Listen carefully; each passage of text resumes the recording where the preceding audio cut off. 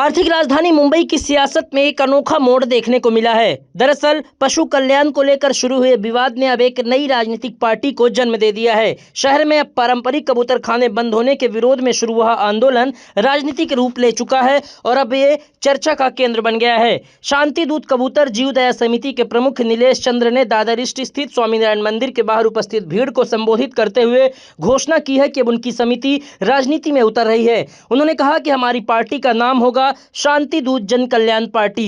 उन्होंने चुनाव लड़ने का ऐलान करते हुए कहा कि अब हमारे भी सांसद और विधायक होंगे। उन्होंने सीएम देवेंद्र फडणवीस को चेतावनी देते हुए कहा कि हमें कम मत समझना, क्योंकि संत समाज चाहे तो सरकारें हिला सकता है। उनका कहना है कि यह आंदोलन सिर्फ कबूतरों या जीव दया तक सीमित नहीं है, बल्कि ये धर्म, नीति और परंपरा की रक्षा का मामला है। वहीं राजनीतिक विशेषज्ञों का कहना है कि ये आने वाले बीएमसी चुनावों से पहले नया धार्मिक वोट बैंक बनाने की कोशिश है। वहीं मंच पर मौजूद कई हिंदू धर्मगुरुओं ने सत्ता में बैठे लोगों को चेतावनी दी और कहा कि धर्म सत्ता से ऊपर है। जब धर्मगुरु साथ आए तब देवेंद्र फडणवीस मुख्यमंत्री बने। जब भी जीव हत्या का सवाल उठेगा, पूरा संत समाज एकजुट होगा। नागा साधुओं से लेकर संत समाज तक हर जीवन के लिए लड़ाई लड़ी जाएगी। नीलेश चंद्र ने कहा कि अब एक कबूतर तय करेंगे कि गद्दी पर कौन बैठेगा। पहले भाषा के अधिकार की लड़ाई होती थी, अब जीवों के अधिकार की होगी। शराब और सिगरेट पर रोक नहीं लगाई जाती तो इन निर्दोष जीवों पर क्यों लगाई जाए। उन्होंने बाला साहेब ठाकरे का उदाहरण देते हुए कहा कि एक ऐसा ही नेता था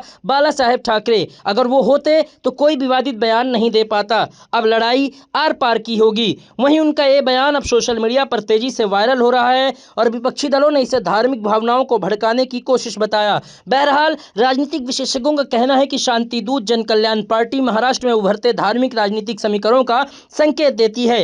मुंबई में जहां पारंपरिक धर्मस्थल और शहरी विकास का संघर्ष लंबे समय से है, वहीं ये नया मोर्चा प्रशासन के लिए चुनौती बन सकता है। तो कुल मिलाकर कबूतर खाना विवाद अब सिर्फ जीव दया तक सीमित नहीं रहा, ये धार्मिक पहचान, परंपरा और राजनीतिक प्रभाव की जंग बन गया है। अगर ये पार्टी चुनाव लड़ती है तो इसका असर बीएमसी चुनाव में देखने को मिल सकता है। वहीं देखना यह होगा कि देवेंद्र फडणवीस इस नई चुनौती से कैसे निपटते हैं। Bureau report, IN24 news.